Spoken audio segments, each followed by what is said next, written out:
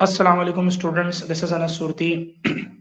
उम्मीद है कि आप सब खैरियत से होंगे। रमज़ान अच्छा गुजर रहा होगा, रोज़े भी अच्छे से जा रहे होंगे और इसी तरह दूसरी जो दीगर चीज़ें हैं वो भी काफ़ी अच्छे से चल रही होंगी। आज हम एक बार फिर हाज़िर हुए हैं आपके साथ एक और लाइव सेशन में, और इसमें हम बच्चों को ज़रा एमडी कैट के बारे में जो है वो कुछ आगाही देंगे, और हमारे फॉर्मर स्टूडेंट्स के ज़रिए। हमारा ये लाइव सेशन का सिलसिला काफ़ी अरसे से चल रहा है, और इसमें हमने कई इस साल के स्टूडेंट्स को और लास्ट ईयर के स्टूडेंट को शामिल करके हमने बच्चों को फर्स्ट हैंड नॉलेज प्रोवाइड की है, ताकि एक रियल एक्सपीरियंस जो है ना बच्चों के सामने आए।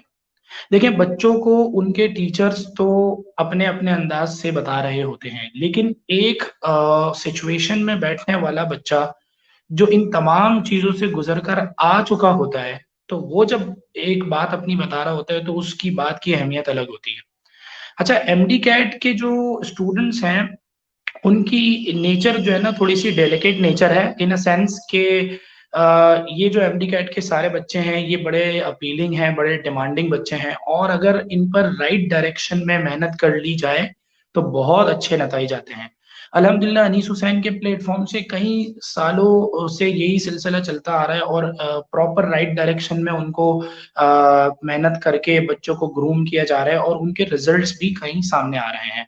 अच्छा, लास्ट ईयर भी बहुत सारी अच्छी पोज़ीशंस थी, और बहुत आउटस्टैंडिंग पोज़ीशंस थी पूरे पाकिस्तान में, पूरे सिंध में, और ना सिर्फ़ एक फ़ॉर्मेट में थी, बल्कि डिफरेंट फ़ॉर्मेट्स में थी, लाइक एकेयू में भी थी, आर्मी मेडिकल कॉलेज में भी हमारे स्टूडेंट्स लास्ट ईयर गए, और इसी तरह जो कराची बेस्ड यूनिवर्सिटीज़ हैं, और जैसे कि और केएमडीसी वगैरह, वहाँ पर भी स्टूडेंट्स गए।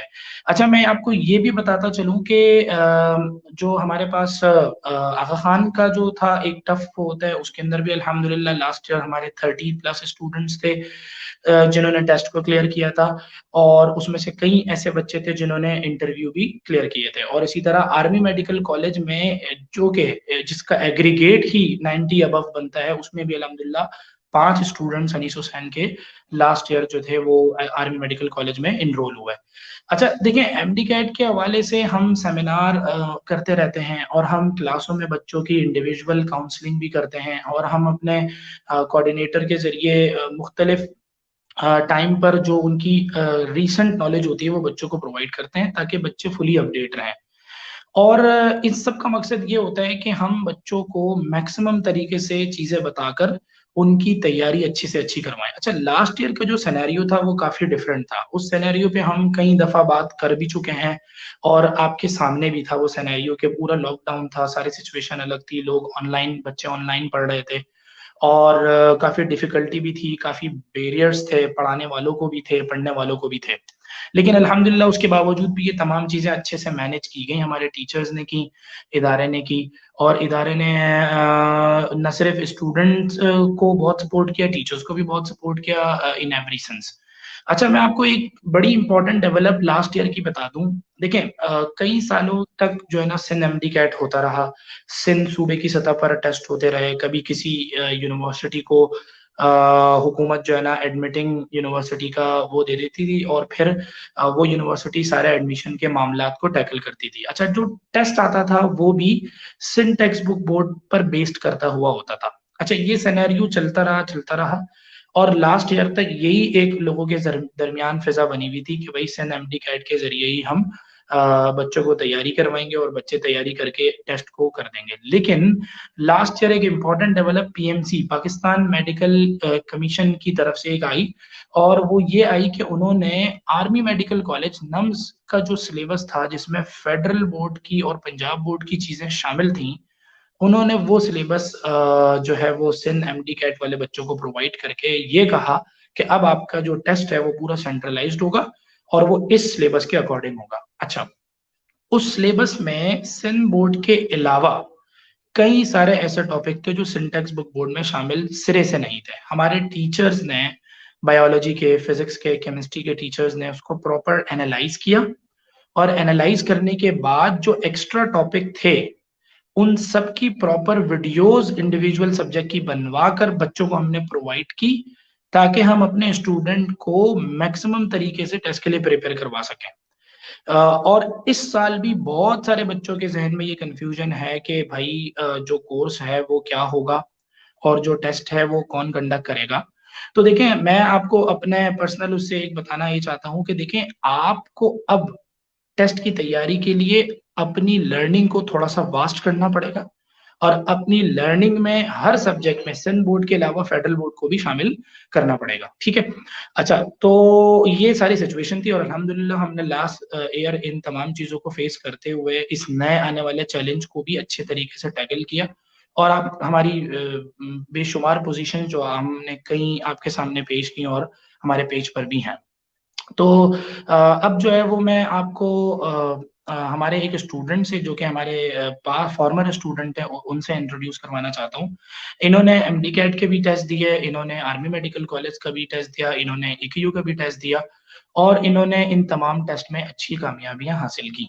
और जो है ना, आज हम उनसे जरा ये डिस्कशन करवाने जा रहे हैं कि किस तरह उन्होंने प्रिपरेशन की और आने वाले बच्चों को किस तरह प्रिपरेशन करनी चाहिए।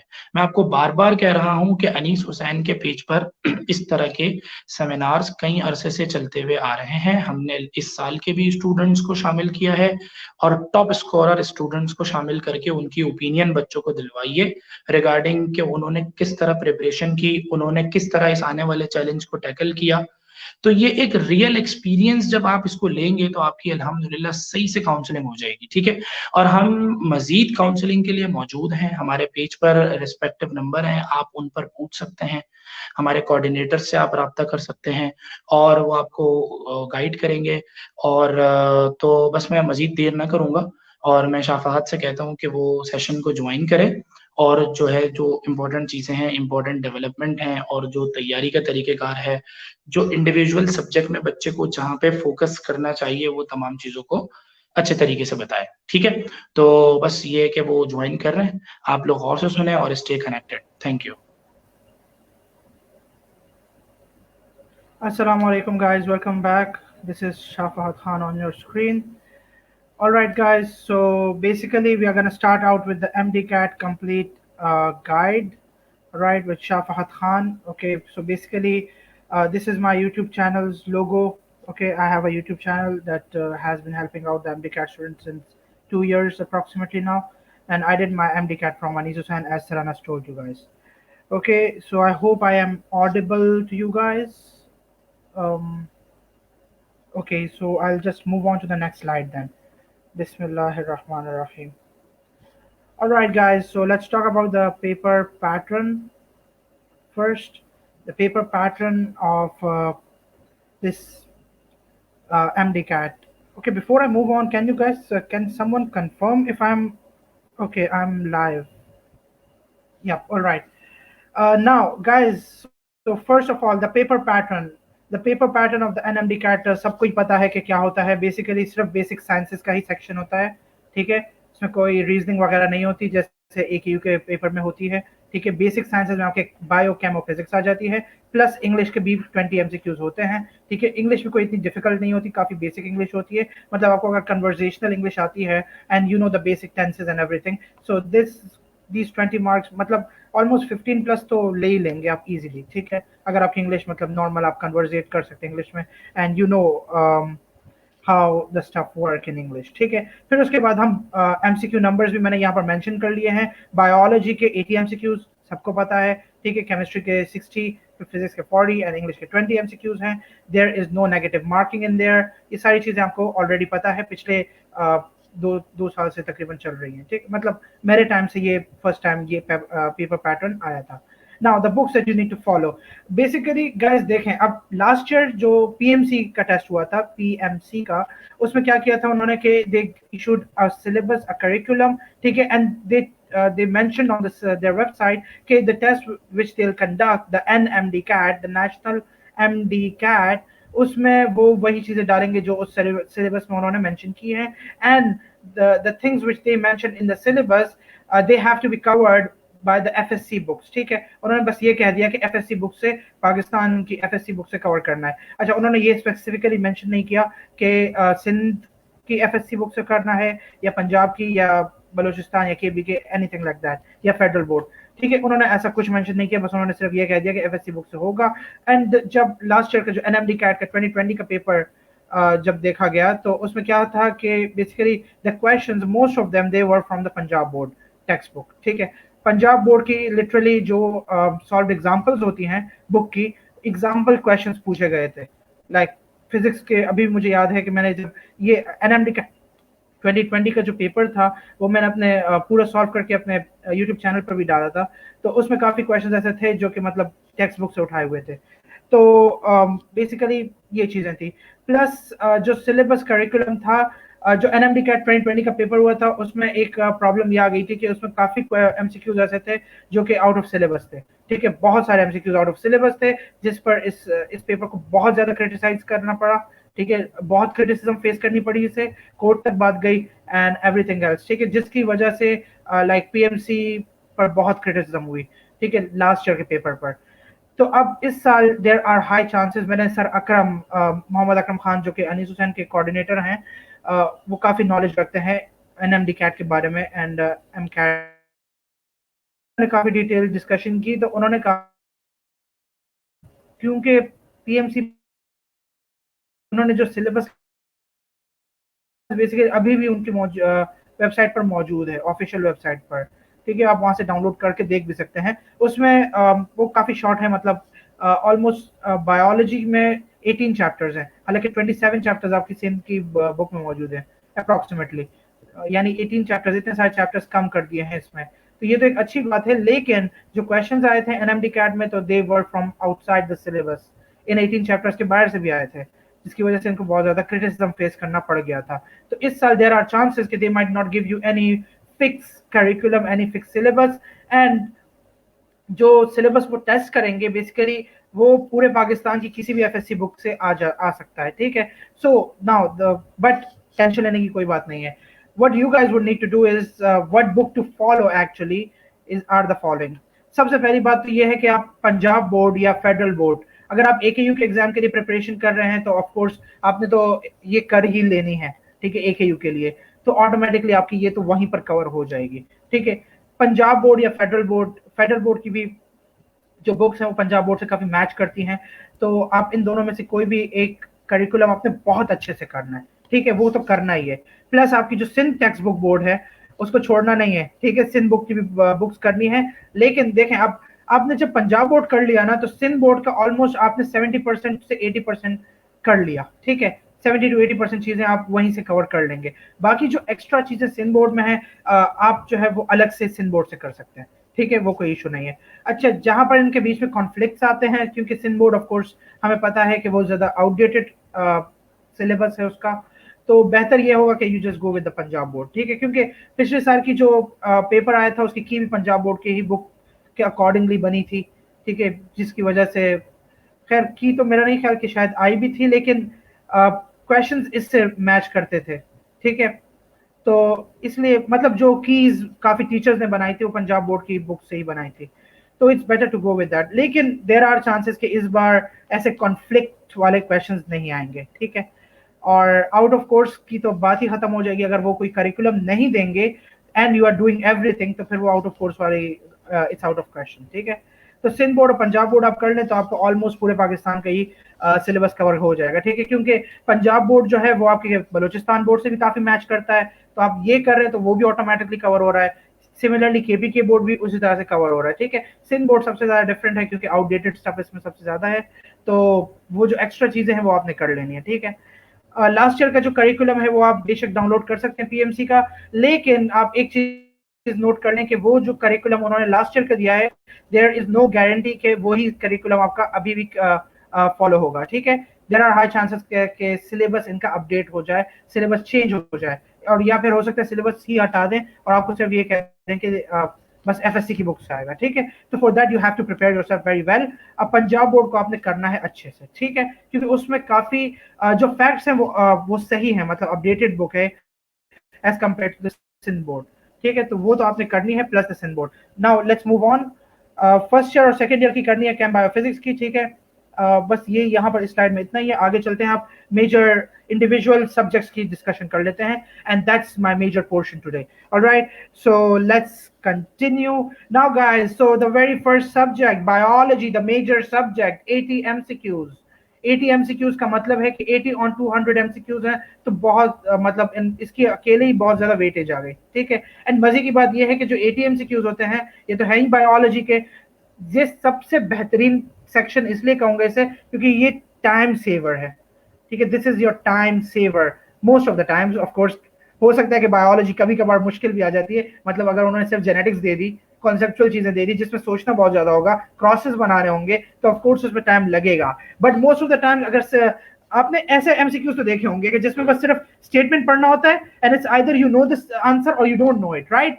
अगर if you don't know the answer just skip it and move on, ठीक है। उस पर आपने टाइम वेस्ट नहीं करना। लाइक फॉर इंस्टेंस आपको एक फैक्ट आ गया, ठीक है, और अब फैक्ट आपने, और वो फैक्ट आपने पढ़ा ही नहीं है, तो फिर क्या होगा? मतलब आप जितना भी चाहे सोच लें, आपको याद थोड़ी आएगा क्योंकि आपने पढ़ा ही नहीं है पहली बार। तो ऐसे क्वेश्चंस को आप स्किप करके आगे बढ़ें, ठीक है। गलत मार्क नहीं कीजिएगा पहले अटेम्प्ट में, आप स्किप करें, आप देखें, पढ़ें, आपको आ रहा है बस आंसर मार्क कर लें, नहीं आ रहा आप फौरन से आंसर नहीं मार्क कीजिएगा, ठीक है, क्योंकि नेगेटिव मार्किंग तो है ही नहीं, ठीक है। आराम से आप एजुकेटेड गेस लगा सकते हैं, एजुकेटेड गेस। तो वो एजुकेटेड गेस के लिए जो एंड का टाइम बचेगा वो बहुत होगा, ठीक है। अब मैं आपको जो स्ट्रेटेजी बता रहा हूँ ना, ये टाइम मैनेजमेंट के लिए है मेनली, क्योंकि time management is actually the key to this test, time management, ठीक है। आपकी टाइम मैनेजमेंट अच्छे से हो गई और आपको सिलेबस कंटेंट बहुत सफिशिएंटली पता है, then you will get like a very good score. लेकिन आपको अगर पूरा सिलेबस भी पता है एंड आपने टाइम सही से मैनेज नहीं किया, आपने लेट्स से पूरा टाइम फिजिक्स पे लगा दिया, या पूरा टाइम केमिस्ट्री पे लगा दिया, या बायोलॉजी पे अकेले लगा लिया, and there is not enough time left for the other MCQs, तो फिर क्या होगा कि you might end up losing marks and you might end up getting a score less than your actual score, ठीक है। मतलब आप उससे ज्यादा चीजें आपको पता है लेकिन टाइम की कमी की बुनियाद पर आपने वो चीजें नहीं की, बहुत सारे एमसीक्यूज छोड़ दिए, ठीक है। तो time management is very important. तो मैं इस लेक्चर में आपको स्पेशली टाइम मैनेजमेंट कैसे करेंगे उस पर भी आपको फोकस कराऊंगा, ठीक है। Plus the important chapters of biochem and physics, which I think are very important, have many MCQs on the past exams as well. So उस पर उसकी भी बात करेंगे, ठीक है। तो आगे बढ़ते हैं। तो टाइम सेवर सबसे पहले तो बायोलॉजी का होता है, एंड सिंस हम मेडिकल प्री मेड्स हैं ज्यादातर, तो what we actually would want के our biology is actually very strong, ठीक है। most of the times it is strong, right? And biology is a subject which we like because that's the profession we are choosing. So I always advise the students to just go on to the biology section first, ठीक है। But इसका हरगिज ये मतलब नहीं कि आपको अगर कोई एमसीक्यू नहीं आ रहा बायोलॉजी का तो आप वहीं उसे लेकर बैठ जाए और आप ये सोचेंगे नहीं मुझे ये करना है फिर आगे बढ़ूंगा। आप वो वाला एमसीक्यू पहले करें जो आपको सबसे अच्छा आता हो, ठीक है। आप एमसीक्यू 1 पे गए, आता है, ठीक है, कर लिया, आगे बढ़े। 2 हालांकि सिंपल स्टेटमेंट है और एक ऐसा फैक्ट है जो आपने पहले पढ़ा हुआ था लेकिन अभी उस वक्त क्लिक नहीं कर रहा, तो टाइम वेस्ट ना करें, आप आगे बढ़े, एंड में फिर उसके पीछे वापस आ जाएंगे, टाइम इस तरह से बहुत सेव हो जाएगा, ठीक है। सो अगर आपकी बायोलॉजी पे गुड ग्रिप है तो फिर try out the first and specific topics जो कि बहुत ज्यादा इंपॉर्टेंट लगे थे मुझे जब मैंने अपना पेपर दिया था। एंड प्लस ये किस बेसिस पर मैंने इसको इंपॉर्टेंस दी है, basically the frequency in the past papers, ठीक है। जो पिछले पास पेपर्स हुए हैं, यानी इंटीरियर के जो पास पेपर्स होते थे, या डीयूएचएस के अपने पेपर्स होते थे डाउ के, या जेएसएमयू जब अपने पेपर्स कंडक्ट कराता था, डीयूएचएस, जेएसएमयू, केएमडीसी, एसएमबीवीएमसीएल, या फिर एनटीएस के पेपर्स आ गए, एंड एनटीएस के बाद अभी लास्ट ईयर एनएमडी का है। उनमें से जिन टॉपिक्स के ज्यादा क्वेश्चंस हैं, ठीक है, ज्यादा फ्रीक्वेंटली आस्क्ड टॉपिक्स हैं, तो उनके बेसिस पर मैंने इन्हें जो है वो डिवाइड किया, ठीक है। जेनेटिक्स सबसे ज्यादा इंपॉर्टेंट है, ठीक है। इनफैक्ट जो मेरा अटेम्प्ट का पेपर था 2019 का, उसमें जेनेटिक्स ही भरी हुई थी, ठीक है। And genetics he generally A level students के लिए एडवांटेजेस होती है क्योंकि उनकी जेनेटिक्स स्ट्रांग होती है, but for Sindh board students genetics is a challenge, ठीक है। तो I would really suggest for the sin board students to strengthen this area, ठीक है। जेनेटिक्स पे आपने फोकस करना है, ठीक है। और ए लेवल्स वाले जो है वो रेड स्पॉट करने की तो जरूरत नहीं है, रेड स्पॉट के जो क्वेश्चंस है वो ए लेवल के पास पेपर्स दिए हैं वो करके आते हैं, तो वो वहां से किए हुए होते हैं, ठीक है। इसकी प्रैक्टिस आपकी रेड स्पॉट से काफी अच्छी हो जाएगी फॉर इंटर स्टूडेंट्स, ठीक है। इंटर स्टूडेंट्स के लिए ए लेवल्स वालों को दोबारा रेड स्पॉट करने की जरूरत नहीं।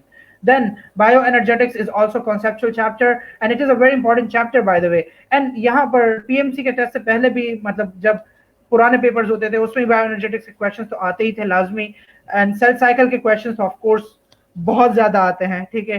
ह्यूमन बायोलॉजी, अच्छा ह्यूमन बायोलॉजी में बहुत सारे चैप्टर्स आ जाते हैं, यानी ह्यूमन से रिलेटेड जितनी भी बायोलॉजी है ये अच्छी बायोलॉजी है, राइट। ये वो वाली बायोलॉजी है जो कि आपने मतलब मेडिसिन में पढ़नी है, the circulatory system, the respiratory system, फिर रिप्रोडक्टिव सिस्टम और all of the systems of humans, ठीक है। न्यूट्रिशन, इस टाइप के जो चैप्टर्स हैं वो आपने अच्छे से करने हैं, बहुत स्ट्रांगली करने हैं, ह्यूमन का जो सेक्शन है उसका, ठीक है। अच्छा मुझे पता है सिंध बोर्ड में वो दूसरे एनिमल्स का भी है, ठीक है, कॉकरोचेस वगैरह का इजी है वो, वैसे इतना डिफिकल्ट नहीं, आप पढ़ने बैठेंगे हो जाएगा आपका, सही है। और वो आपके वहाँ पंजाब बोर्ड में भी कवर हुआ है, ठीक है, तो वो भी आप कर लीजिएगा। लेकिन human biology this is the more important section, ठीक है। आप और कुछ करें ना करें ये आपने स्किप हरगिज नहीं करना, ठीक है। अच्छा मैं क्यों कह रहा हूँ स्किप करना, क्योंकि बाजों का ये होता है कि सिलेबस पूरा नहीं हो पाता, तो अगर आप ये सोच रहे हैं कि सिलेबस आपका पूरा नहीं हो पाएगा and you are lacking time, you are lacking behind and some chapters of high priority needs to be done first, तो उनमें से ये चैप्टर सबसे टॉप पर आएगा, ठीक है, ह्यूमन बायोलॉजी वाला और जेनेटिक्स वाला, ठीक है। फिर बायोएनर्जेटिक्स एंड सेल साइकिल भी इंपॉर्टेंट है। फिर बायोटेक्नोलॉजी, ये भी काफी कॉन्सेप्चुअल है, ठीक है, आरडीएनए टेक्नोलॉजी वगैरह, प्लाज्मा ट्रांसफर वगैरह और जीन थेरेपी एक्सेट्रा, इसके क्वेश्चंस भी भरे हुए हैं। बायोलॉजिकल मॉलिक्यूल्स और एंजाइम्स, अच्छा ये काफी बेसिक चैप्टर है, स्टार्टिंग के चैप्टर्स है, लेकिन still these are very important chapters. Enzymes के आपको केमिस्ट्री में भी कैटलिस्ट के क्वेश्चंस आ जाते हैं, राइट, तो एंजाइम्स के भी सिमिलर क्वेश्चंस होंगे। फिर एंजाइम्स के फंक्शंस एंड स्टफ वो आपको पता होने चाहिए। होम्योस्टेसिस, ये तो मेडिकल का ही एक मेडिकल की फील्ड है, ठीक है। होम्योस्टेसिस आप मेडिसिन एमबीबीएस में आएंगे, आप फिजियोलॉजी में होम्योस्टेसिस से स्टार्ट लेंगे, ठीक है, तो homeostasis is actually very important, तो वो भी इंपॉर्टेंट है। तो ये तो बायोलॉजी का जनरल ओवरव्यू था। अच्छा ये चीजें आपने again I am repeating Punjab board से भी करनी ही है, वहां से सिंध बोर्ड में जो एक्स्ट्रा चीजें हैं वो भी करनी है, ठीक है। पंजाब बोर्ड से पहले आप करिएगा और फिर सिंध बोर्ड से भी आप कीजिएगा, ठीक है। जो क्योंकि ज्यादातर चीजें ऐसी होती हैं कि पंजाब बोर्ड के पूरे पूरे पैराग्राफ कॉपी पेस्ट हुए होते हैं सिंध बोर्ड में या वाइस वर्सा, ठीक है, तो वो चीजें आप कॉमन चीजें आप कर ही लेते हैं, ठीक है। आगे बढ़ते हैं, बायोलॉजी का ये सेक्शन था 80 एमसीक्यूज, एंड वो वाली स्ट्रेटेजी भी आप अप्लाई कीजिएगा। कोई एमसीक्यू फैक्चुअल है एंड आपको आता है तो आप करें और बस आगे बढ़ें, ठीक है। फैक्चुअल एमसीक्यू है, आपने नहीं पढ़ा कभी, उस पर टाइम बिल्कुल वेस्ट नहीं कीजिएगा, तो कभी नहीं मारिएगा, ठीक है, एंड में देखिएगा उसके साथ, उस वक्त के लिए आप उसे छोड़ दीजिएगा, क्योंकि कुछ फैक्ट्स ऐसे होते हैं जो कि उस वक्त तो याद नहीं आ रहे होते, लेकिन जब बंदा सेकंड रीड में देख रहा होता है तो वो एकदम से क्लिक कर जाते हैं, ठीक है। And this is what I personally did. मैंने बायोलॉजी के 80 एमसीक्यूज से स्टार्ट तो लिया था, लेकिन मैंने सारे 80 एमसीक्यूज फर्स्ट टाइम जब मैं पेपर कर रहा था, फर्स्ट अटेम्प्ट, तो उसमें मैंने नहीं किए। मैंने तकरीबन कुछ 50 एमसीक्यूज कर लिए थे, 30 मैंने छोड़ दिए थे, लिटरली 30। उनमें से ज्यादातर जेनेटिक्स वगैरह के थे, मतलब थोड़े सोचने वाले थे, तो मैंने सोचा कि शुरू से ही मैं अपना जितना टाइम हो सके सेव हो सके उतना ही बेहतर है। अच्छा मैं इस पे स्ट्रेस इतना इसलिए कर रहा हूँ क्योंकि देखें आपके पास दो टाइप्स ऑफ एमसीक्यूज होंगे, ठीक है, या तो बहुत ज्यादा डिफिकल्ट होंगे, ठीक है, जो कि कम ही होंगे, या मीडियम, तीन टाइप्स होंगे, मीडियम और हार्ड और इजी होंगे, ठीक है। अच्छा मीडियम को इग्नोर करें, मैं डिफिकल्ट और इजी की बात कर लेता हूँ। डिफिकल्ट एमसीक्यू का भी एक ही मार्क होगा, इजी का भी एक ही मार्क होगा, राइट। अगर आप 4-5 इजी निकाल लेते हैं और उसी उतने ही टाइम में, जितने टाइम में आपने 4-5 इजी एमसीक्यूज निकाले हैं, अगर उतने टाइम में आप एक डिफिकल्ट एमसीक्यू निकाल रहे हैं तो कौन सा बेहतर है? 4 से 5 इजी एमसीक्यू सेम टाइम में करना is better than doing the one difficult MCQ in that particular time, ठीक है। तो मैंने इसका मतलब ये हुआ कि आप स्टार्ट लिया है आपने पेपर का, ठीक है, आप जो इजी एमसीक्यूज हैं पहले आप वो करें, ठीक है। डिफिकल्ट एमसीक्यू है ऑल आपको आता है लेकिन थोड़ा टाइम कंज्यूमिंग है, स्किप करें, एंड में कीजिएगा, क्योंकि शुरू में जब आप टाइम अपने साथ लेकर चल रहे होते हैं ना, तो जो स्ट्रेस का फैक्टर होता है, stress usually time management stress जो है ये मेजर स्ट्रेस होता है जो कि एनएमबी कैट के स्टूडेंट्स को फेस करना पड़ता है, एंड टाइम मैनेजमेंट का जो स्ट्रेस होगा ये बिल्कुल मिनिमम पे आ जाता है, ठीक है। अगर आपके पास आप लेट्स से 30 मिनट्स में या 20 मिनट्स में आप बायोलॉजी का सेक्शन अगर निपटा देते हैं, वैसे हो भी चुका है, अगर किसी ने 50 एमसीक्यूज कर लिए बायो के 20 मिनट्स में और वो आगे चला जाता है तो उसके जहन में यही होगा ना कि मैंने तो बहुत जल्दी कर लिया, मैं आराम से कर रहा हूँ आगे, ठीक है। एंड गाइस पैनिक करने की भी जरूरत नहीं है, बहुत ज्यादा स्पीड में भी जाने की जरूरत नहीं है, ठीक है। आप आराम से देखें, स्पीड से में जाने का मतलब ये है कि आप एमसीक्यू पढ़ें, गौर से पढ़ें और उसका आंसर ठीक तरह से दें, ठीक है। मतलब आप बहुत जल्दी पढ़ के गलत आंसर मार्क करने का कोई फायदा नहीं है, ठीक है। आप अच्छे से पढ़ के आंसर मार्क कीजिएगा, ठीक है। क्योंकि बाज़ औक़ात क्या होता है कि सिली मिस्टेक्स बहुत ज्यादा हो जाती हैं। MCQs we literally know the answers but we actually just mark the other wrong answer. And एक और चीज, यहाँ जो ग्रिड होती है वो ग्रिड आपने पेन से फिल करनी होती है, पेंसिल से नहीं फिल करनी होती। तो मतलब आपने अगर एक बार मार्क कर दिया उसे आप इरेज नहीं कर सकते, तो फिर आपने इसलिए रिस्क नहीं लेना। शुरू में आपने ग्रिड को फिल करने से पहले अच्छे से सोचना होगा, ठीक है। तो इसलिए इजी एमसीक्यूज पहले करना ज्यादा जरूरी है, ठीक है। इजी एमसीक्यूज आप पहले करेंगे तो उसमें तो वो ग्रिड अगर आप फिल कर भी देते हैं तो कोई इशू नहीं है, ठीक है। अच्छा, कुछ स्टूडेंट्स क्या करते हैं, वो ग्रिड को पहले पेंसिल से फिल करते हैं फिर पेन से फिल करते हैं। तो गाइस ये भी नहीं कीजिएगा, ठीक है। आप सिर्फ पेन से कीजिएगा, एक ही बार कीजिएगा। अगर आप पेंसिल और पेन दोनों से कर रहे हैं तो फिर उसमें टाइम बहुत ज्यादा वेस्ट हो जाएगा आपका, ठीक है। आगे बढ़ते हैं। ओके, सो केमिस्ट्री 60 एमसीक्यूज। केमिस्ट्री बायोलॉजी की बात सेकंड सेक्शन आ जाता है एंड ये बेसिकली इंटरमीडिएट सेक्शन होता है, ट्रांजिशन सेक्शन होता है, ठीक है। मतलब फिजिक्स से इजी होता है और केमिस्ट्री बायो से थोड़ा सा टफ हो सकता है, राइट। बट जरूरी नहीं है, हार्ड एंड फास्ट रूल नहीं है। केमिस्ट्री सबसे ज्यादा इजी भी हो सकती है और सबसे ज्यादा टफ भी हो सकती है, it depends upon the paper, ठीक है। नाउ सेकंड टू अटेम्प्ट, जो कि अगर मतलब मैंने खुद सेकंडली केमिस्ट्री अटेम्प्ट की थी, ठीक है। मस्ट टू चैप्टर्स जो है वो कुछ हैं, ठीक है, जो कि मैंने यहाँ पर लिस्ट कर दिए हैं। वो तो आपने हर हाल में करना है, ठीक है, चाहे आपने बाकी चैप्टर्स करने नहीं करने। कुछ चैप्टर्स ऐसे हैं जो कि हर साल उसके एमसीक्यूज आते हैं, ठीक है, एंड भरे हुए हैं पास्ट पेपर्स में। इनऑर्गेनिक केमिस्ट्री तो ऑफ कोर्स आपने अगर इंटर से हैं तो आपने तो बहुत ज्यादा पढ़ ली होगी। ए लेवल्स वालों को भी काफी आइडिया होता है, S block, P block, D block, मतलब ट्रांजिशन मेटल्स वाला। तो ये चीजें जो है ये आपने अच्छे से करनी है, ठीक है। फिर उसके बाद पीरियड्स और ग्रुप्स, ए लेवल वाले तो भाई पूरी एएस पीरियड्स ग्रुप्स ही पढ़ते हैं, ए टू में पढ़ते हैं, राइट, ट्रेंड्स वगैरह and stuff like that. Group 2, period 3, फिर ग्रुप 17 एक्सेट्रा एक्सेट्रा, राइट। अच्छा, यहाँ पर 17 मतलब ग्रुप 7, ठीक है, और ग्रुप 0 वगैरह वगैरह। तो वो भी एक बहुत ज्यादा इंपॉर्टेंट ग्रुप है, ठीक है। ट्रेंड्स ऑफ कोर्स आपको आने चाहिए। ट्रेंड्स हालांकि इजी चैप्टर है, इजी टॉपिक है, लेकिन एमसीक्यूज आते हैं, ठीक है। ट्रेंड्स में आपके सारे ट्रेंड्स आ गए, ठीक है। इलेक्ट्रोनेगेटिविटी का ट्रेंड हो गया, रेडियसिटी का ट्रेंड हो गया, एक्सेट्रा एक्सेट्रा, इलेक्ट्रोड पोटेंशियल का ट्रेंड हो गया एंड ऑल ऑफ दैट, सही है। ऑर्गेनिक केमिस्ट्री, भाई ऑर्गेनिक केमिस्ट्री तो बहुत इंपॉर्टेंट है, ठीक है। ऑल दो एमसीक्यूज होते हैं अच्छे खासे, लेकिन ये आपकी लक पर भी है। वैसे कभी कभार ऑर्गेनिक के बहुत ज्यादा एमसीक्यूज आ जाते हैं, कभी कभार ऑर्गेनिक के थोड़े कम आ जाते हैं। लेकिन आप एक चीज, इंपॉर्टेंट चीज जो है वो ये नोट कीजिएगा कि mechanisms, no one's gonna ask you to draw out the mechanisms, ठीक है। मैकेनिज्म्स ड्रॉ करने के लिए नहीं आएंगे। जैसे ए लेवल्स में we had to draw the mechanism, right, पूरा मैकेनिज्म ड्रॉ करना जरूरी होता था and every step was important. But यहाँ पर even if you don't know how to draw the mechanism, it's perfectly fine. But जो ज्यादा इंपॉर्टेंट चीज है मैकेनिज्म में वो है कंडीशंस। आपको कंडीशंस पता होनी चाहिए, ठीक है। You should know the starting product, the reactants, you should know the products and the conditions, ठीक है। रिएक्टेंट्स भी, प्रोडक्ट्स भी और कंडीशंस भी। तो all of this stuff are is important actually. And जो सिंध बोर्ड की केमिस्ट्री है उसमें भी काफी अच्छे से मतलब ऑर्गेनिक केमिस्ट्री कवर हुई है।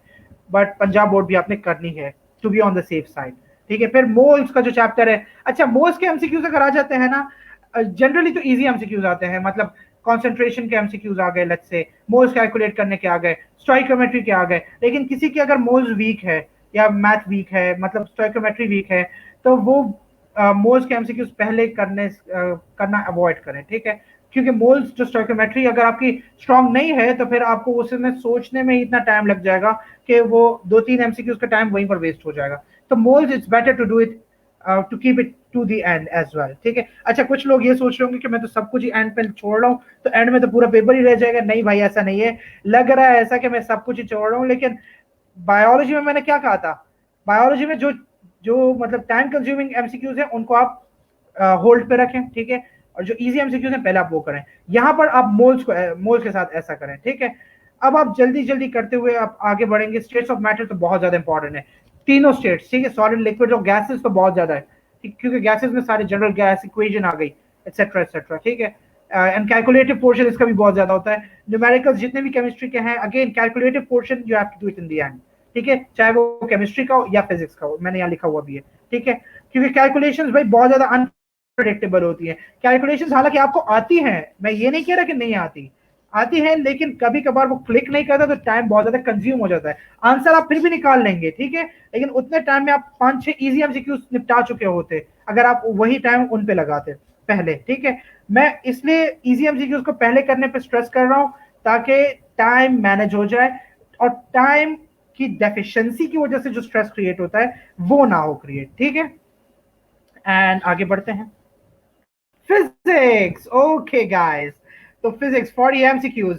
सबसे पहली बात तो ये अच्छी बात है, मतलब ज्यादातर मेडिकल स्टूडेंट्स के लिए, ए लेवल स्टूडेंट्स भी के लिए भी अच्छी बात है जिनकी फिजिक्स ज्यादा स्ट्रांग नहीं होती, कि इसके सबसे कम एमसीक्यूज हैं, 40 एमसीक्यूज ओनली। एंड फिजिक्स की एक और अच्छी बात ये है, ऑल्दो ये किलर सब्जेक्ट होता है, ठीक है, मतलब आपके टाइम को किल कर देता है, ठीक है, किलर इसका मतलब ये है कि पेपर मार्क्स किल नहीं करता लेकिन टाइम जरूर किल कर देता है आपका, ठीक है। अगर किसी ने पहले 2 सेक्शंस में टाइम सेव नहीं किया होता और वो फिजिक्स में भी टाइम लूज कर देता है तो फिर देयर इज हाई चांस कि उसका पेपर रह जाएगा, ठीक है।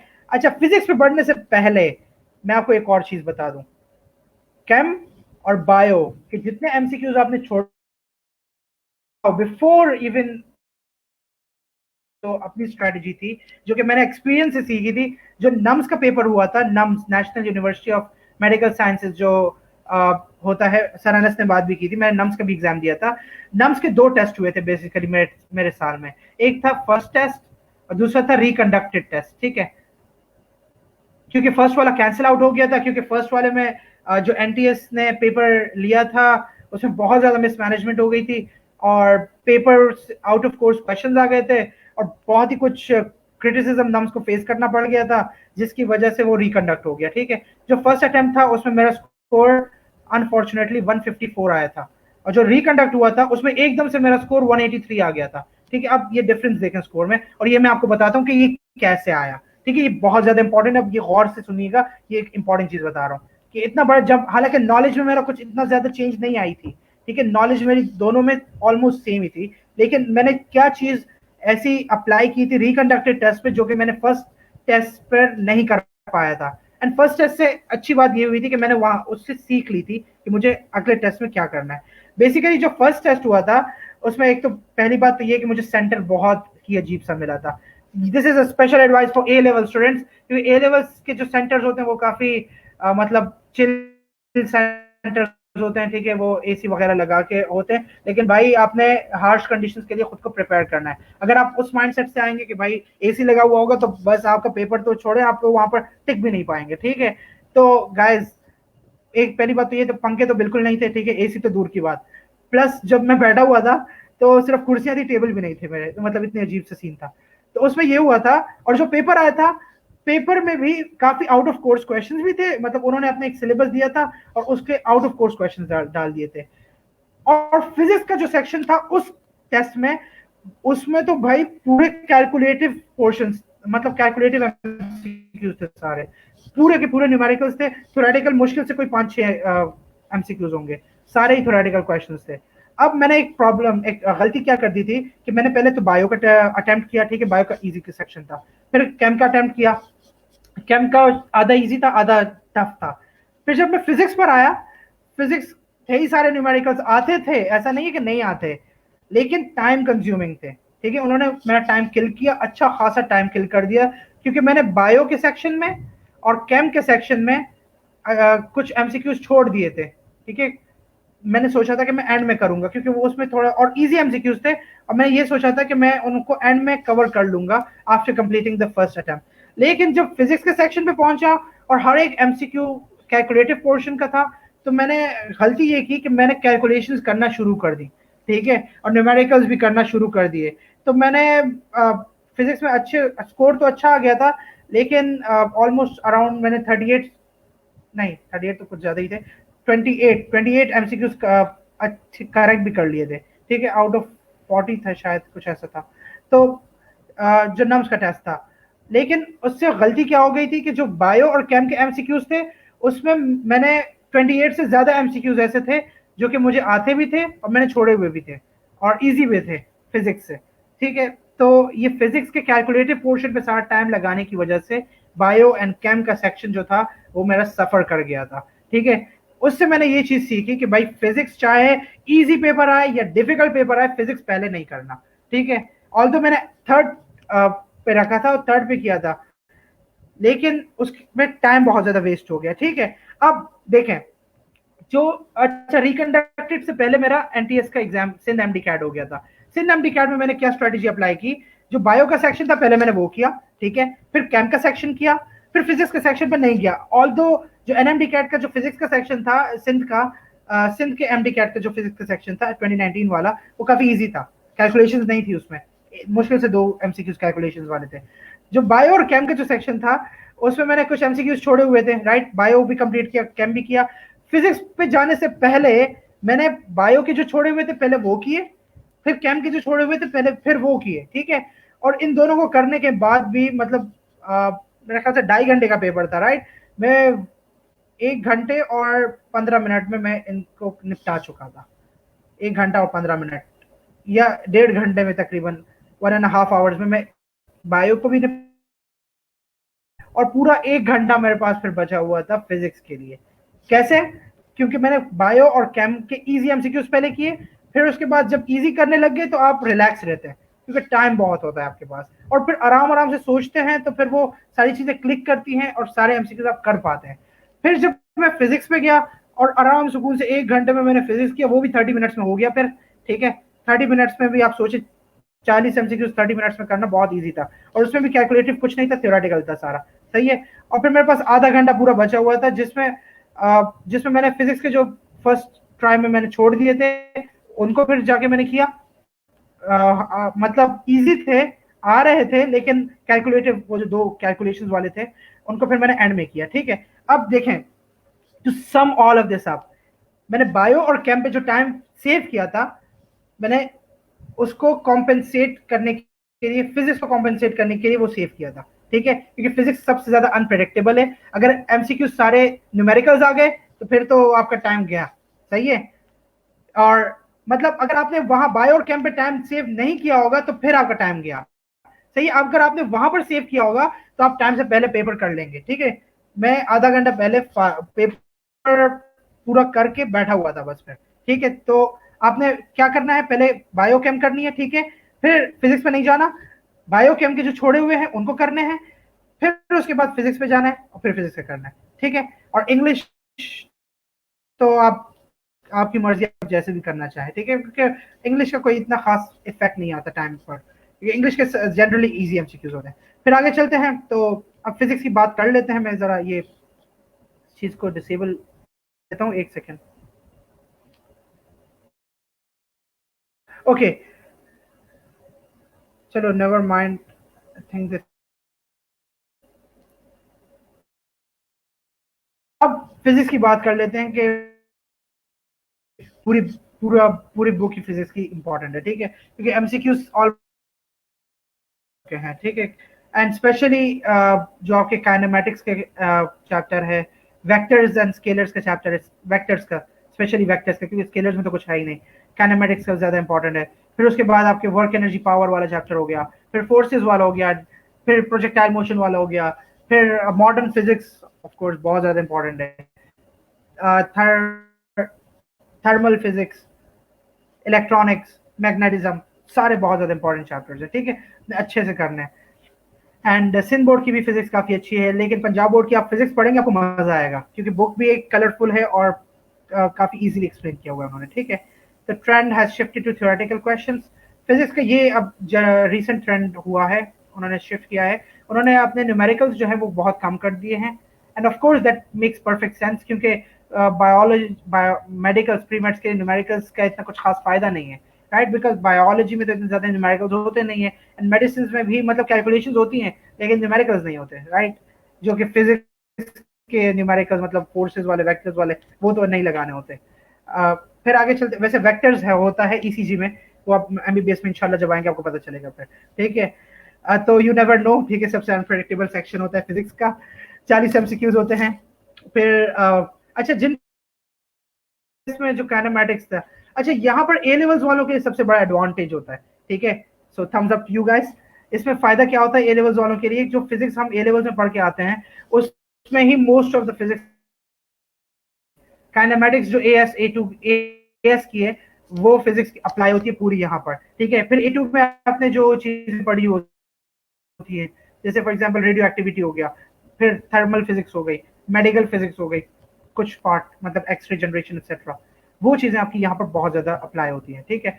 एक्स्ट्रा चीजें ऑफ कोर्स हैं क्योंकि A levels doesn't cover the entire thing, लेकिन जो एक्स्ट्रा चीजें हैं वो आप बुक से कवर कर लेंगे, ठीक है। फिर आगे चलते हैं, तो must do this section in the end, ठीक है। मैंने बात कर ली है, finish off chemistry and biology first, and उनके जो छोड़े हुए एमसीक्यूज हैं उनको भी आप पहले कीजिएगा। And not a difficult section at all, ठीक है। डिफिकल्ट नहीं होता ये, मतलब जिन्होंने अच्छी खासी प्रैक्टिस की होती है उनके लिए ईजी होता है, अगर थोड़ा वो न्यूमेरिकल वाले आ जाते हैं, लेकिन अगर थ्योरेटिकल आ गए तो जिन्होंने प्रैक्टिस नहीं भी की और उनकी थ्योरी स्ट्रांग है तो वो भी कर लेंगे, ठीक है। डिफिकल्ट नहीं होता लेकिन टाइम कंज्यूमिंग होता है, most of the time difficult नहीं होता but is highly time consuming. अच्छा जैसे मेरे साथ क्या हुआ था, जो नम्स का फर्स्ट अटेम्प्ट आया था उसमें फिजिक्स फुल सिर्फ न्यूमेरिकल्स थे, ठीक है। और सबसे टफ मुझे फिजिक्स का वही सेक्शन लगा था जो नम्स का फर्स्ट अटेम्प्ट था। फिर उसके बाद जो सिंध एमडी कैट का जो फिजिक्स आया था वो तो हलवा थी भाई, नम्स एनएमडी कैट के नम्स के फिजिक्स के आगे।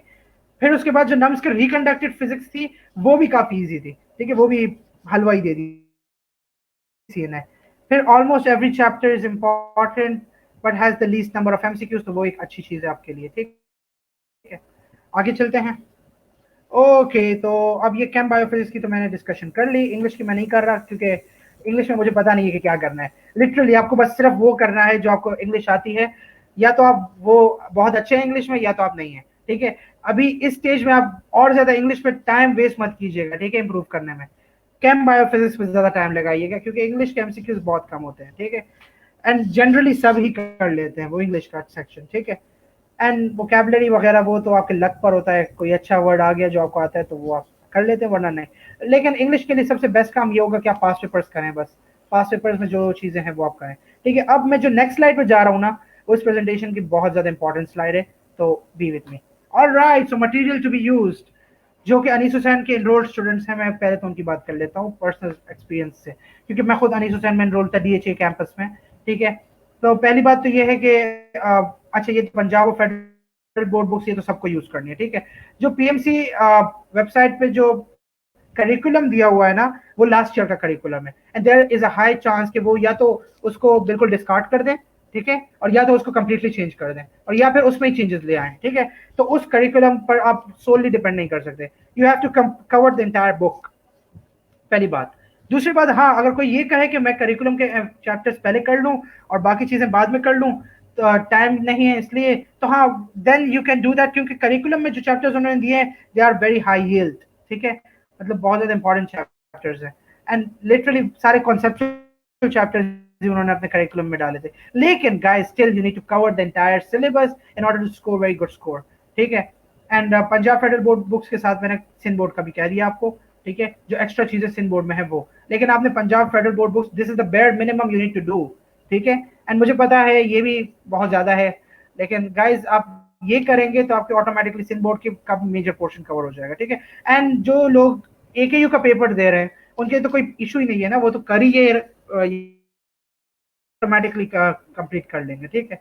फिर आगे चलते हैं, तो start by covering the stuff in the syllabus first and then cover the remaining chapters in case they get included in the syllabus later, ठीक है। ये वाली चीजें बाद में सिलेबस में आ सकती हैं, तो वो आपने जो है वो कवर सारे चैप्टर्स ही करने हैं, ठीक है। ये आप प्लीज एक चीज नोट कर लीजिएगा, अभी आपको you don't know what's gonna come, ठीक है, बट आपके सामने जो बुक्स हैं जिससे पेपर आएगा वो आपके सामने है, तो just do the books very nicely. And अगर आप इंटरेस्ट हैं तो आपने तो वो बुक्स वैसे भी कर ली होंगी, लाइक लिटरली अपने बोर्ड एग्जाम्स के तो करनी होती हैं, राइट, तो वो तो ज्यादा चीजें आपके जेहन में फ्रेश होंगी, ठीक है। ए लेवल्स वालों के लिए इशू होता है, बहुत इशू होता है, अगर मतलब वो जब आते हैं तो कम्प्लीटली डिफरेंट चीजें होती हैं यहाँ पर, कम्प्लीटली नहीं तो most of the times different होती है, क्योंकि देखें आपकी जो बायोलॉजी है वो तो भाई लीस्ट कवर होती है आपके ए लेवल्स में, हालांकि ए लेवल्स में जो बायोलॉजी है वो बहुत इन डेप्थ पढ़ाते हैं, यहाँ पर जो बायोलॉजी है वो बहुत सुपरफिशियल है, ठीक है, कॉन्सेप्ट्स उतने खास है नहीं, जेनेटिक्स को छोड़कर और सेल साइकिल को छोड़कर, और जो मतलब कॉन्सेप्चुअल चैप्टर्स हैं जो कि ए लेवल से मैच करते हैं उनको छोड़कर, जो बाकी चैप्टर्स हैं उनमें कॉन्सेप्ट इतने नहीं है, राइट, तो वो तो इजीली आप लर्न कर लेंगे। तो जो बायोलॉजी है ए लेवल्स की, उससे आपके जो यहाँ की कॉन्सेप्चुअल बायोलॉजी वो स्ट्रांग हो जाएगी। केम जो है ये 60% अप्रोक्सीमेटली आप ए लेवल से कवर करके आते हैं, और फिजिक्स सबसे ज्यादा आप ए लेवल से कवर करके आते हैं, ऑलमोस्ट अराउंड 70%। ठीक है, जो बाकी की चीजें होती है वो आप यहाँ पर कवर कर लेते हैं। And English mostly generally A level वालों की तो अच्छी ही होती है, तो वो उसमें कोई इशू नहीं होता। आगे चलते हैं, तो प्रैक्टिस बुक्स जो है एम कैट 1 और 2 की। अच्छा, ये जो प्रैक्टिस बुक्स हैं ये हर साल अपडेट होती हैं, ठीक है। कोई अगर पुरानी वाली यूज कर रहा है तो वो भी सही है, लेकिन यार it's better to take the new ones, ठीक है, क्योंकि इसमें बहुत सारे प्रैक्टिस एमसीक्यूज दिए हुए होते हैं, एंड ऑफ चैप्टर एक्सरसाइजेस, तो I would recommend doing them as well, ठीक है, क्योंकि मैंने खुद भी अटेम्प्ट किए थे। अच्छा, एम कैट 1 और 2 की जो बुक्स हैं उनमें सबसे ज्यादा फायदा ये होता है कि टॉपिक वाइज अरेंजमेंट होती है इनकी, ठीक है। तो आप कोई टॉपिक पढ़ते हैं, कोई चैप्टर पढ़ते हैं, एंड आप you have to test your knowledge, तो फिर you can, this is the best place you can do it, ठीक है। और if you have other sources for topical MCQs you can do use them as well. आगे चलते हैं, weekly test are must, ठीक है, जो के अनीस हुसैन के इनरोल्ड स्टूडेंट्स हैं वीकली टेस्ट होते हैं, आपको तो पता ही होगा। वीकली टेस्ट बहुत ज्यादा इंपॉर्टेंट है, ठीक है, you have to cover the weekly test and आपने अच्छे से करने हैं। एंड कोई टेस्ट आप स्किप मत कीजिएगा प्लीज, एंड ये सोच के स्किप मत कीजिएगा कि आपका सिलेबस कंप्लीट नहीं हुआ तो क्या क्या होगा। यार सिलेबस कंप्लीट नहीं हुआ फिर भी आप टेस्ट जाके दें, आपको एटलीस्ट आइडिया तो हो जाएगा कि आप कहाँ पर हैं, मतलब आप आपका स्कोर क्या आ रहा है, ठीक है। Regardless of your preparation you have to give the weekly test. और इस स्लाइड की सबसे इंपॉर्टेंट पॉइंट जो स्लाइड का है वो ये वाला है, फोर्थ पॉइंट जो लास्ट वाला है। यहाँ बेस पर आप जरा स्लाइड की देखें, यहाँ पर लिखा हुआ है past papers, right. Past papers are the most important section of Anees Hussain, ठीक है। पास पेपर्स जो कि अनीस हुसैन ने कंपाइल करके मोटी सी बुक दे दी होगी आपको, या दे देंगे मोस्ट प्रॉब्ली, वो मैं कहूंगा मेरे एमकैट की प्रिपरेशन की सबसे इंपॉर्टेंट बुक है, ठीक है। मैंने अभी तक संभाल के रखी हुई है वो वाली सेक्शन, वो वाली जो बुक है ना वो आपने करनी है, ठीक है, लाजमी करनी है। उसमें DUHS के पेपर्स होते थे जब डाउ कंडक्ट करता था अपने पेपर्स, फिर JSMU के पेपर्स हैं जिन्हें जब कंडक्ट करता था, इंटीरियर सिंध की जो डिफरेंट यूनिवर्सिटीज हैं उनके एग्जाम्स होते थे पहले, SMBBMCL शहीद मोहतरमा बेनजीर भुट्टो मेडिकल कॉलेज लियारी के जो एग्जाम्स होते थे, ये जनरली इजी पेपर्स होते हैं। KMDC के पेपर्स हैं, NTS जो कि 2018 17 18 19 के जो NTS लेता रहा है, सिंध एंड NMD कैट को, सिंध MD कैट को, सॉरी मैं बार बार NMD कैट बोल रहा हूँ, और जो NMD कैट का जो लेटेस्ट पेपर है वो भी आ चुका होगा, ठीक है। तो ये वाला जो फोर्थ पॉइंट है, ये वाली बुक जो है ये आपने करनी है, ठीक है, चाहे आप अनीस हुसैन के हैं या ना है, लेकिन आप बुक जो है ये वाली आप करें, ठीक है। और प्लस मतलब इस बुक में है क्या, इसमें पास पेपर्स है ना, तो आपने पास पेपर्स करने हैं, ठीक है। सोर्स आपका कोई भी हो, डाउ ग्रेड से भी चल जाता है, ठीक है, डाउ ग्रेड अच्छी बुक है, लेकिन डाउ ग्रेड में एक इशू है, उनकी जो की है ना वो बहुत पैथेटिक है, ठीक है, उसमें बहुत सारे एरर्स हैं, तो वो की को जरा आप साथ साथ जो है वो बुक से मैच करते रहिएगा, फिर जब अगर आप वहां से करेंगे। यहाँ पर तो इनकी की मतलब मैंने खुद जब मैंने अटेम्प्ट किया था पेपर, तो इसकी की को मैंने अपग्रेड किया था, मतलब रिवाइज किया था, रिव्यू किया था, तो ये बुक काफी मतलब हर साल अपग्रेड होती है तो अच्छी है, ठीक है। तो इस स्लाइड से तो इतना ही है, सही सब कुछ है। और फिर जो मेरा अपने यूट्यूब चैनल पर, most of my YouTube channel actually is for the NMD CAT, ठीक है, और फॉर द MD कैट, ठीक है। मैंने अपना यूट्यूब चैनल मेनली बिल्ड ही MD कैट के लिए किया है, ठीक है, मतलब आहिस्ता आहिस्ता आगे एक्सटेंड करूंगा MBBS and stuff. A level start A level से किया था, लेकिन अब MD कैट की चीजें काफी हैं, ठीक है, NMD कैट की और MD कैट की, ठीक है। तो I just go through them, playlist आप जाके मेरे youtube.com/शाफात खान पे जाएंगे, ठीक है, वहां पर MD कैट की प्लेलिस्ट है, उसमें मैंने अपने सारे एक्सपीरियंस जो कि मैंने खुद पेपर अटेम्प्ट किए थे, किस स्ट्रेटेजी से किए थे, जो अभी मैंने आपको स्ट्रेटेजी बताई है नम्स की, फर्स्ट अटेम्प्ट, सेकंड अटेम्प्ट, मतलब फर्स्ट अटेम्प्ट और रिकंडक्टेड अटेम्प्ट, सारी स्ट्रेटेजी मैंने इस प्लेलिस्ट में कवर की हुई है, ठीक है। MD कैट की प्लेलिस्ट जो है उसमें 17 वीडियोज है मेरे ख्याल से, तो उसमें मतलब उस वक्त जब मैंने पेपर दिया था तो उस हिसाब से वो सारी एडवाइसेस वगैरह हैं। नम्स का जो पेपर दिया था उसके हिसाब से चैप्टर वाइज गाइडेंस एक्सेट्रा जो मैंने यहाँ भी कवर कर लिया है, ठीक है, सारी चैप्टर अभी जो गाइडेंस कवर की है वो सारी चीज़ आपको वहाँ भी मिल जाएंगी, ठीक है। फिर फर्स्ट ईयर फिजिक्स का क्रैश कोर्स जो है ना, ये वाला ये सबसे इंपॉर्टेंट सेक्शन है मेरे यूट्यूब चैनल का, ठीक है। फर्स्ट ईयर फिजिक्स जो है सिंध बोर्ड के हिसाब से बनी हुई है, लेकिन पंजाब बोर्ड जो है उसके भी बहुत सारे कॉन्सेप्ट्स यहाँ मैंने कवर कर लिए हैं, ठीक है, 47 वीडियोज हैं लाइक लिटरली 47, बहुत सारे हैं, राइट, बट डजेंट मैटर, पूरी फर्स्ट ईयर आपकी कवर हो रही है। एंड इसमें जो है अगर आपके पास टाइम कम बचता है तो it's always good, a good option to go on to these videos, ठीक है। एंड वीडियोस बहुत लंबी नहीं है, 10-10 मिनट की, 15-15 मिनट की, दैट्स इट। फिर पास पेपर जो एनटीएस का हुआ था, अनीस हुसैन का ही पास पेपर मैंने यूज किया है, ठीक है। अनीस हुसैन जो मेरा मुझे दिया था एनटीएस 2019 का, और उस वक्त एक साल पहले मैंने ये सॉल्यूशन किया था 2019 में ही, जो कि पिछले साल के स्टूडेंट्स थे उनके लिए।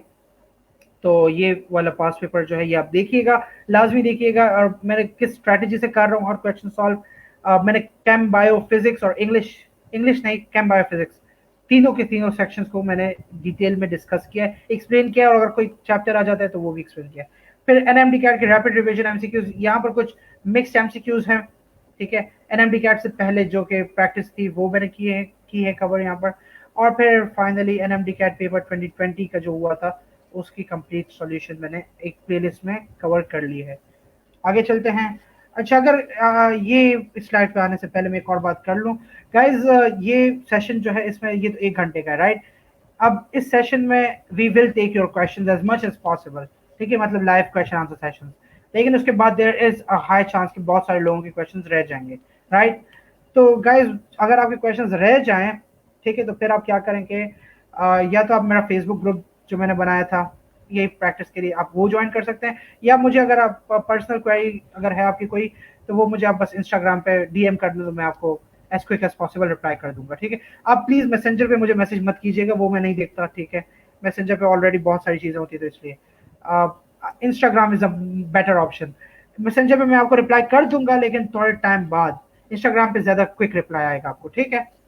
तो बस ये फेसबुक ग्रुप जो है इसमें बहुत एकेयू और डाओ, एकेयू और एनएमडी कैट दोनों की ही प्रिपरेशन के लिए बना है, ठीक है। facebook.com/groups शाफात खान, ठीक है, /शाफात खान। आगे चलते हैं। तो आप that's it from this presentation, ठीक है। मैंने अपनी प्रेजेंटेशन तो कवर कर ली है।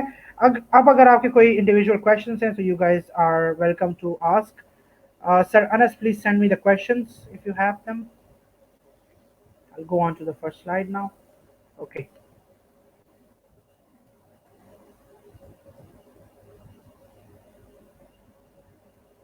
Guys, अगर आपके इंडिविजुअल क्वेश्चंस हैं please start commenting them down till, अच्छा 5 मिनट ही बचते हैं, लेकिन स्टिल प्लीज कमेंट कर लें जितने हो सके, आई ट्राई टू आंसर।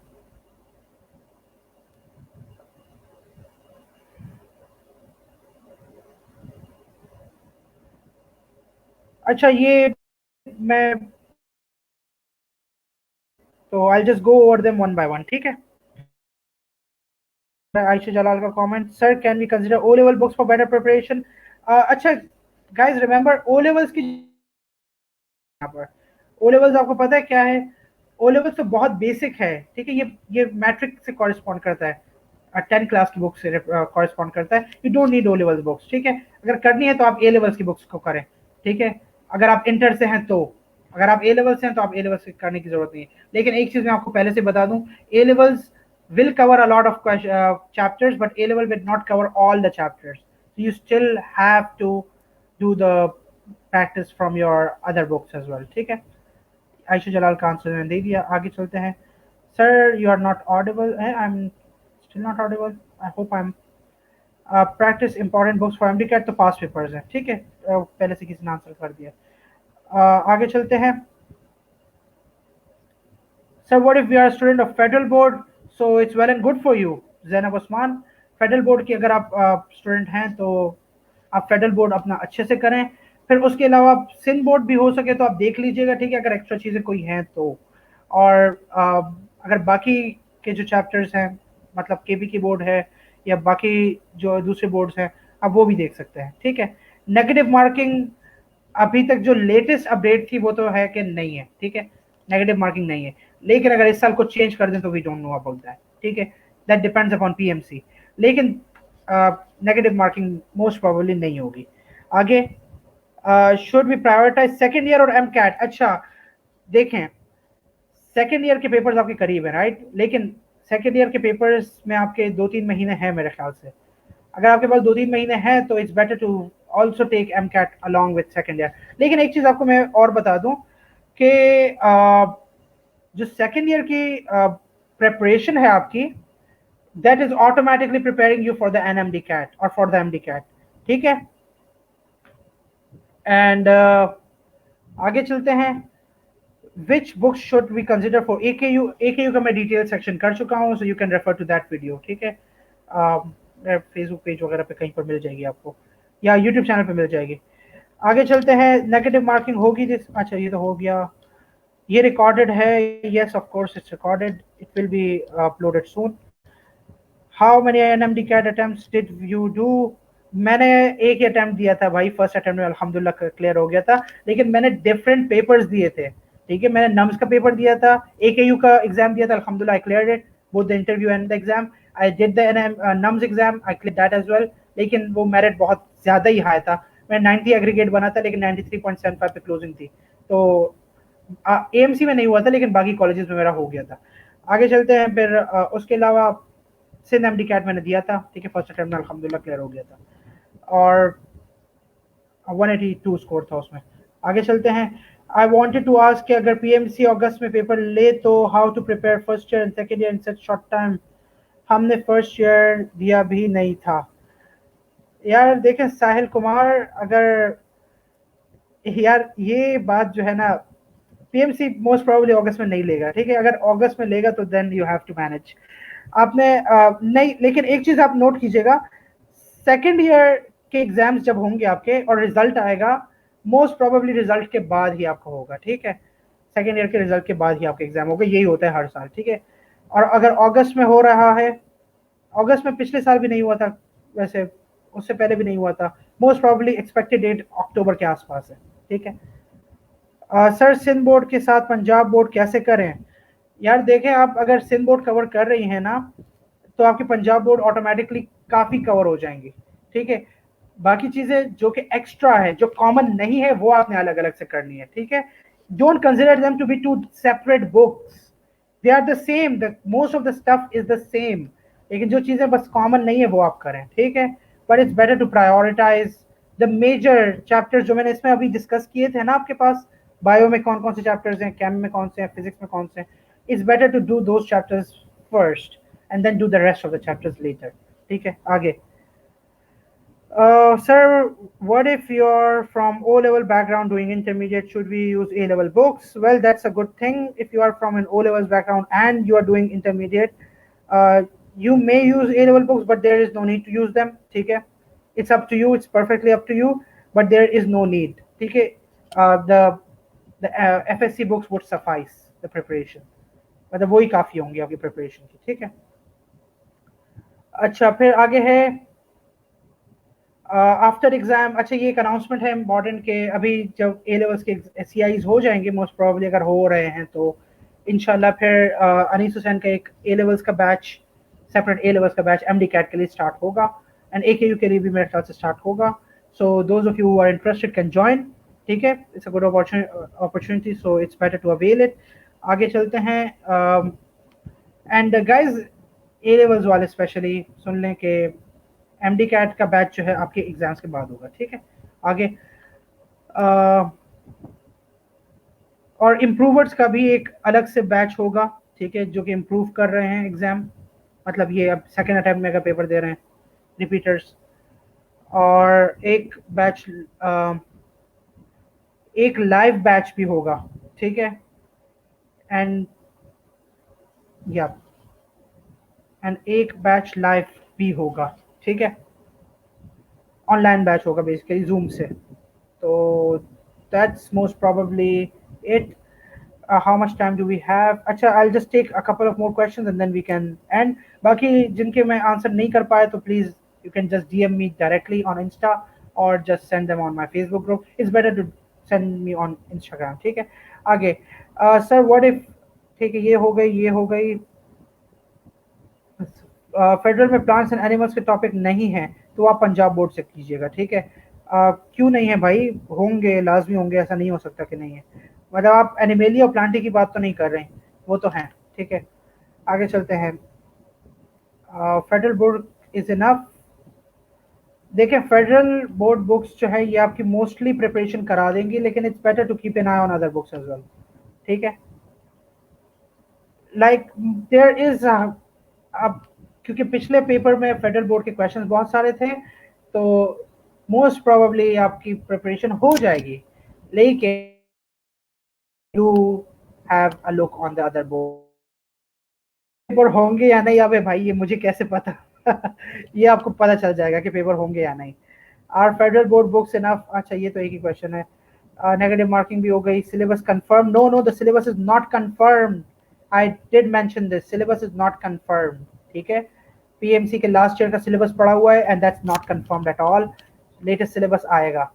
बहुत सारे टॉपिक सिंध में नहीं है बट फेडरल में है, वो सब yes of course you have to do them as well, वो बहुत ज्यादा इंपॉर्टेंट है जो कि फेडरल में है और सिंध में नहीं है, you have to do them very nicely. इस बार यूनी के लिए एमकैट नहीं पता, ठीक है। 2 MCQs और सही कर लेते ओके आगे चलते हैं।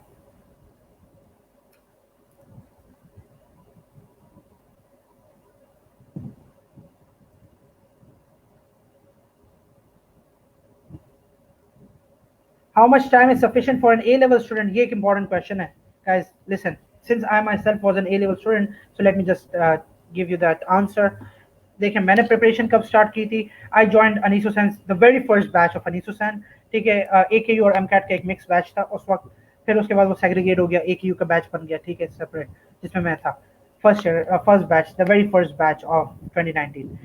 मैंने स्टार्ट किया था नवंबर में, ठीक है, मतलब अक्टूबर में एग्जाम हो गया, जो 2018 का एग्जाम था MD कैट अक्टूबर में हो गया। अक्टूबर में एग्जाम होने के बाद जैसे ही मैं A2 में गया ना, तो A2 में के जो नवंबर था, A2 मेरा सितंबर में स्टार्ट हो गया था निक्सर में, सितंबर अक्टूबर फिर नवंबर में मैंने स्टार्ट कर ली थी प्रिपरेशन। नवंबर से लेकर अक्टूबर तक का जो ये टाइम स्पैन था, that's the sufficient amount of time which I found, ठीक है। इसमें आप आराम से आपके पूरा कोर्स भी कवर हो जाएगा, ए लेवल्स भी साथ साथ चलता रहेगा, एंड इसमें आप देखें मैंने 3 पेपर दे दिए थे आराम से, एंड मुझे कोई, हाँ अगर वैसे देखें बहुत सारी चीजें एक्स्ट्रा होंगी, like you are covering 2 year syllabus in like 10 months, but still you it's still doable, ठीक है। It's better to start out in November और दिसंबर, और कोई इशू नहीं है। You have a few months, right, like a lot of months, so you still must not waste this time, ठीक है। Red spot, अच्छा should you do red spot और not? Red spot का मैंने एक्सप्लेन कर दिया था कि रेड स्पॉट के लिए you have to, if you are an intermediate student so it is recommended for you, ठीक है, but for A level student it's not, because you already done your A level pass papers. Biology का दोबारा बता दो। यार biology के लिए आप ये वीडियो देख लीजिएगा, ठीक है, वो कोई इशू नहीं है। सिंध बोर्ड के स्टूडेंट्स फेडरल पढ़े हैं? यस डेफिनेटली फेडरल पढ़े हैं। फेडरल वैसे पंजाब बोर्ड अगर आप पढ़ लें तो वो भी काफ़ी है, ठीक है। फेडरल से मैं पंजाब बोर्ड को ही रेफर कर रहा हूँ, ठीक है, क्योंकि फेडरल बोर्ड की बुक्स बहुत शॉर्ट होती है, इस्लामाबाद वाली NBF की, तो अगर वो किसी के पास नहीं भी होती तो पंजाब बोर्ड से पढ़े तो वो भी काफ़ी है। कंसिडर फॉर AKU वो मैंने बता चुका हूँ।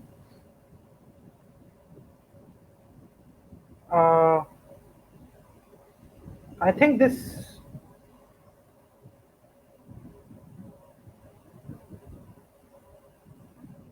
okay, so most of the questions are answered. अगर किसी के questions अभी भी रह गए हैं तो please you can just DM me on Instagram, and that's it guys.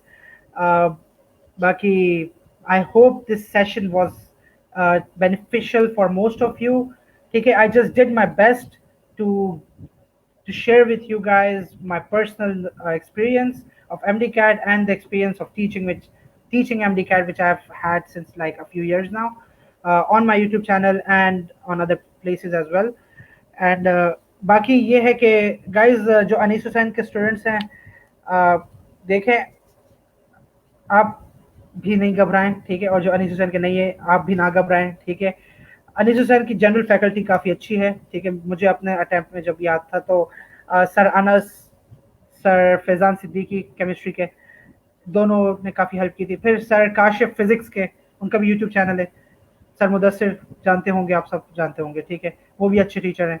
फिर डॉक्टर अकबर शमसी बायोलॉजी के, मोटिवेशन मशीन, भाई उन्होंने फुल मोटिवेट कर दिया था, ठीक है, कभी डिप्रेस होने नहीं दिया उन्होंने, ठीक है। तो तभी जाके अल्हम्दुलिल्लाह यहाँ तक पहुंचे हैं। तो लिटरली एंड सर सर अकरम, मोहम्मद अकरम खान, जो कि कोर्स कोऑर्डिनेटर हैं अनीस हुसैन के, उनकी बहुत बड़ी सपोर्ट थी, ठीक है। वो बहुत काफ़ी मेहनती हैं।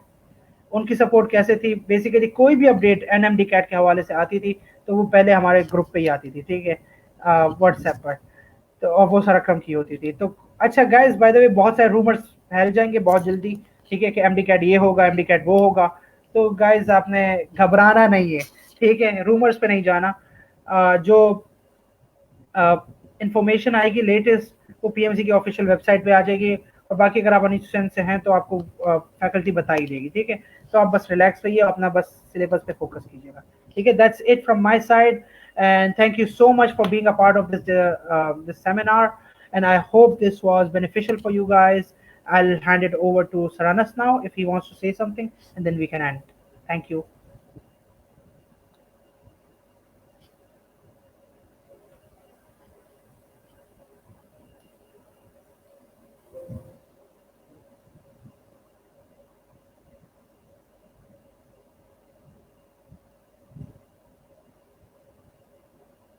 Sir Anas, if you can hear me, please kindly join in.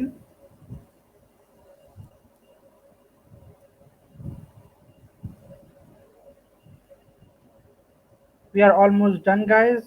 अच्छा, अगर किसी को क्वेश्चन भेजना हो तो यू कैन इंस्टाग्राम में, ओके।